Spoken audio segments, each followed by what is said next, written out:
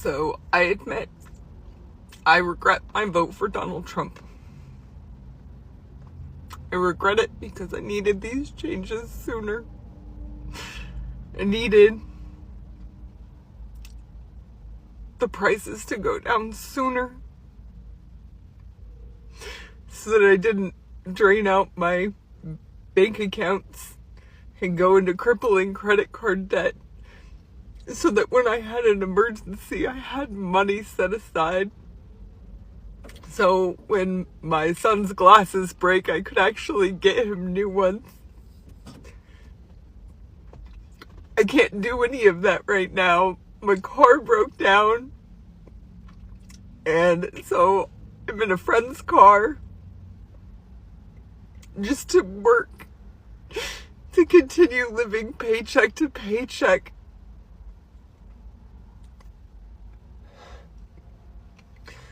I knew it was going to be hard, and that it wasn't going to come fast. I just wish that things would work out better. I really regret that everything is taking so long, because there's so much pushback, because I don't even know the reasons anymore. I don't understand why good things have to be trampled on. I don't know why good people have to be trampled on. I don't want a lot. I just want to be comfortable. I just want to not live paycheck to paycheck. I just want to be able to live and work. I work 7 days a week to not even make ends meet sometimes, and my car broke down, and I have a few $1,000s worth of repairs to do on it. My son's glasses broke, and I can't even take him to the eye doctor. I just want to get past the hard part. I want to get to the part where it's not just crippling. I know he's working on it. I know that it's gonna get better, and that it wouldn't have been any better with anybody else. I just really needed things to start working again. They're still not.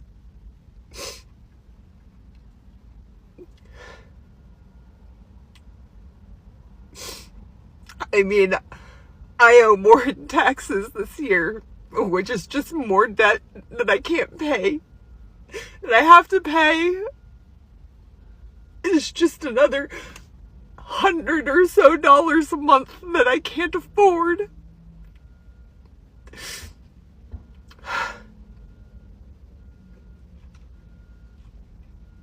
So no, I guess I really don't regret voting for Donald Trump. I just regret that his changes didn't come sooner.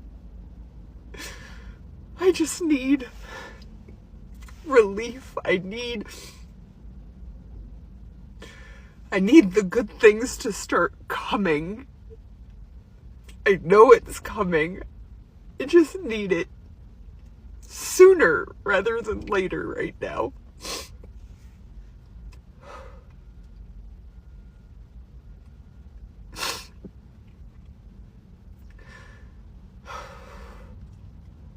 Good vibes, everybody. Thank you. And yeah, thanks. Hey, I voted for Donald Trump, and really starting to regret my vote, because this isn't what I voted for. I voted for a lot more people to go to jail.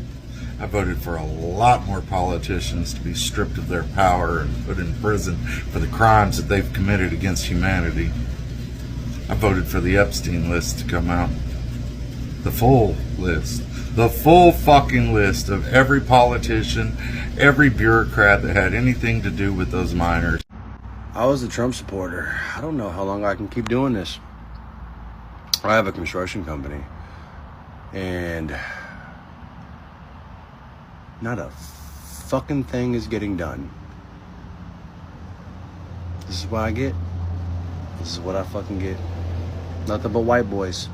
It takes 4 days to do a one-day job. I might have fucked up. I voted for Donald J. Trump in the 2024 presidential election, and I am starting to regret my vote. When I voted for Donald Trump, I was under the impression that we would be getting rid of the undesirable illegal aliens. Now I have no one to work on my farm. What am I supposed to do? Pay them a living wage? This isn't handout city. I'm not giving these people no handouts. And how am I even supposed to do that anyway? I thought the plan was to tax the poors. Okay? I thought we were going to tax the poors. I make $25,000 a year. I'm not one of them. I'm not one of them poors. But why did my taxes raise? I thought us good folks were supposed to be getting tax cuts. That was what I thought. Plus, I'm white. Why did my taxes raise, and why do I have no one to work my farm? I do not understand this, and I know that this was not what Donald Trump meant to happen.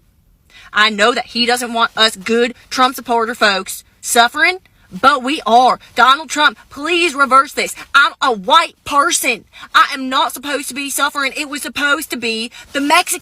The American flag stands for compassion, kindness, liberty, and justice for all. So Cynthia is on the internet crying because she voted for Trump knowing that her father was undocumented and he got deported. Not only did he get deported, but he has stage 4 cancer. And I hate to be the one to kick someone when they're down, but to be on here talking about the American flag stands for liberty, kindness. Since when, ma'am? Since when? Because not in Black American history has it ever stood for that. Not in recent American history did it ever stand for that. And for the people who are the Latinos for Trump saying that, I didn't know that I was going to get, I didn't. What about the giant mass deportation now signs? What about build the wall? What about Trump's whole first presidency made you think that this would be okay? And I'm sorry, I have no tears. No tears whatsoever. This is the consequence of your actions. And for all those other people who voted for Trump and got exactly what they thought would happen to other people, it's sad, but sometimes you have to learn the lesson the hard way. What do you mean you didn't know? I am being so sincere right now because I truly want to understand how it is possible that in this day and age where we have access to any piece of information that we want in our hands, and we have 40 years of history that we can look back on for this individual, where a scenario exists that you legitimately wouldn't know. There have been dozens of women who have made allegations of SA that span 4 decades. There's video, pictures, audio, testimonies, flight logs.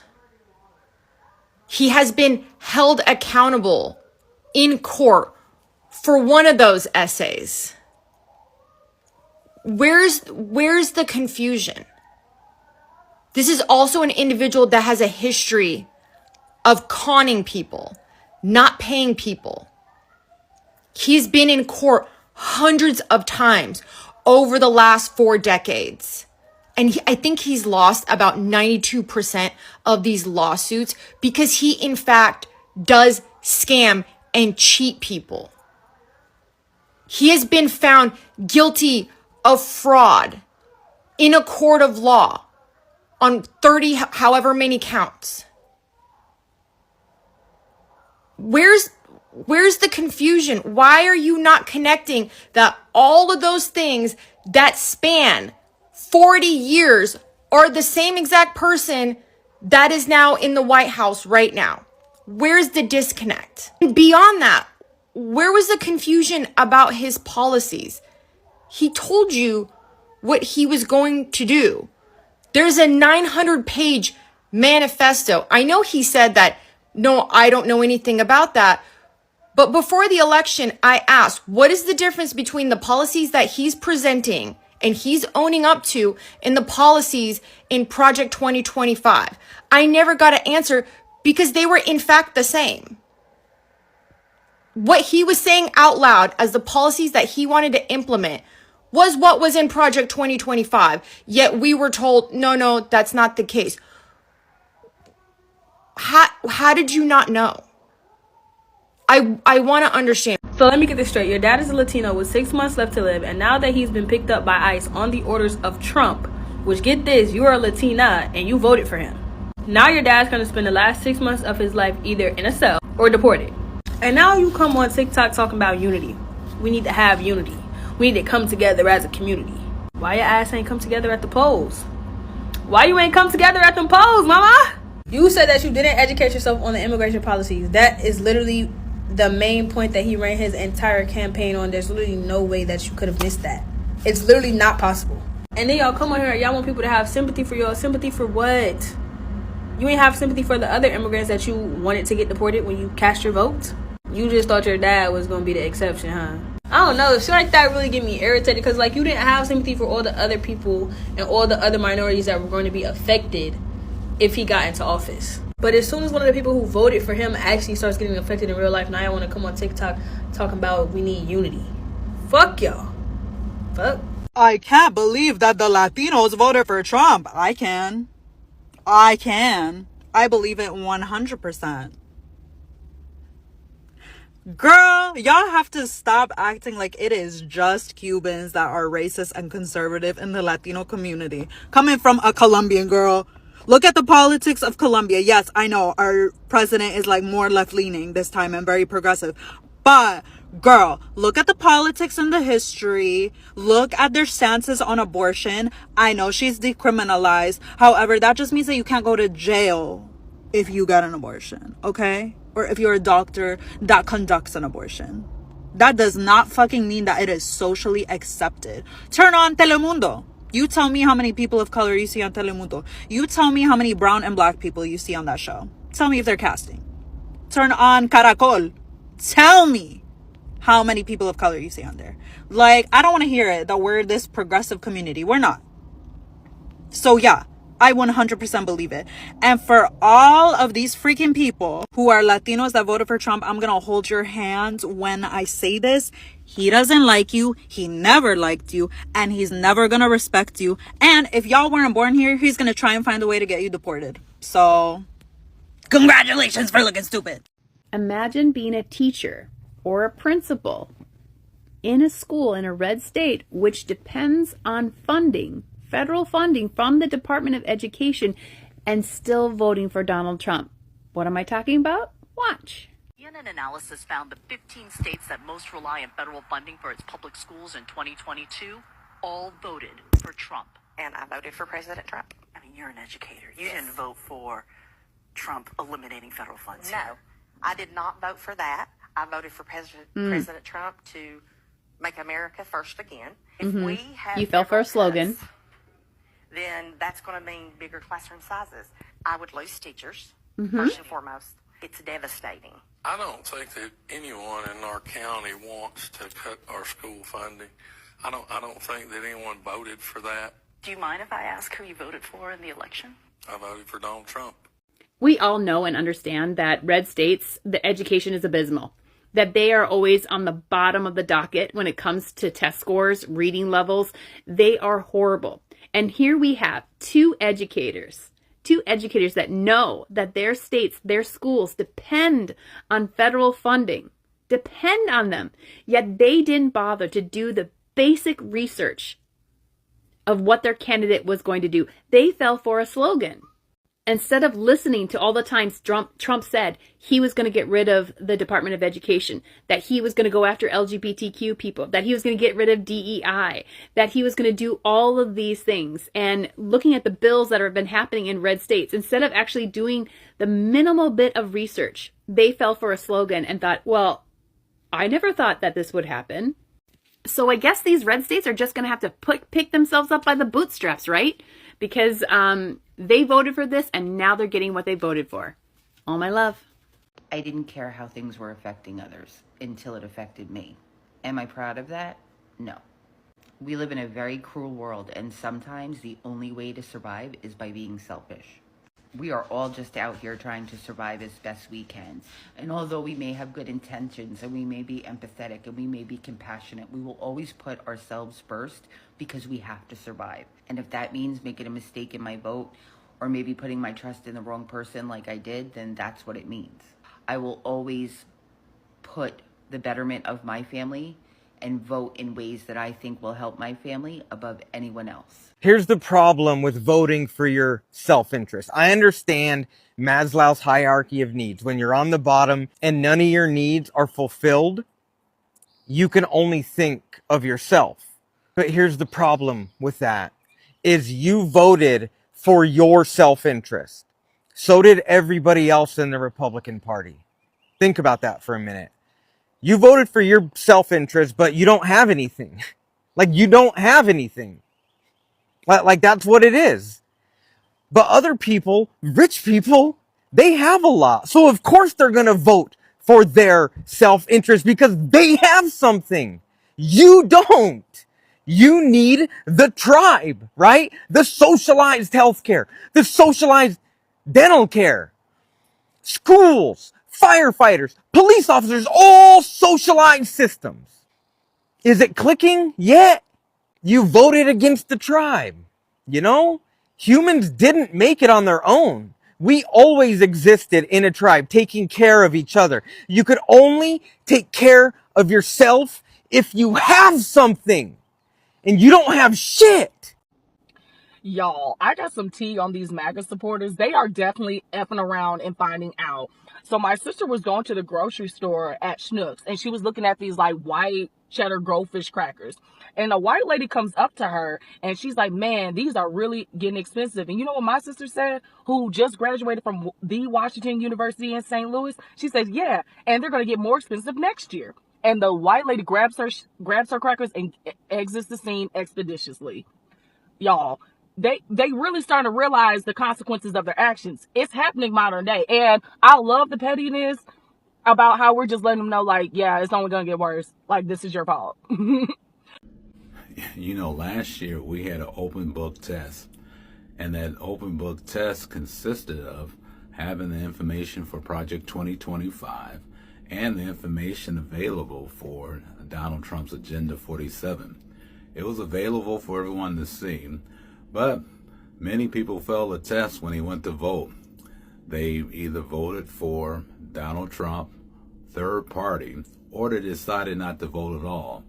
Now, it's the consequences of failing the open book test, because in that book, Project 2025 and Agenda 47, it told us exactly what would happen. But some people didn't believe it.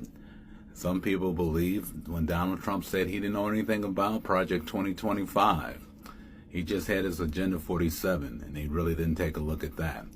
But here we are, because many of us failed the open book test. And now we're dealing with Donald Trump. And he said he's going to be a dictator. And he's acting like one, because if it walks like a duck, talks like a duck, it is a duck. And the duck in this case is a dictator. And if you made it to this place in this video, please like, follow, share with a friend, and place in the comments at least 5 words or more to let me know that you're here, and I'll talk to you later. So as a Nebraskan, the farmers predominantly voted for the current president. They also voted for Pete Ricketts and Deb Fischer, who aren't doing anything for them. And China announced that they're not going to buy corn and soybeans today, or I think they've done it over the last couple days. I think it was last week, because of the trade war their current president that they voted for decided to wage, a trade war with China. They're not going to buy your goods. And I know that a lot of you have said that you want aid. Well, as a taxpayer who lives in Nebraska who did vote for the right candidate, I don't think I want my tax dollars going to bail you out. I think you actually should sit in your decisions and feel the effects. You want us to. Every time we vote for a Democrat and you say they're horrible. So at this point in time, I'm going to tell you the same thing you say to me back. You wanted to vote for this. Now you get to deal with the consequences. And I don't think I should have to bail you out. Because I work hard for my money too. And my dollars shouldn't bail out your bad decisions. So yeah, today I'm telling you, the farmers here in Nebraska, you need to deal with your own decisions. It's your consequences, not mine. And I don't want to pay for them.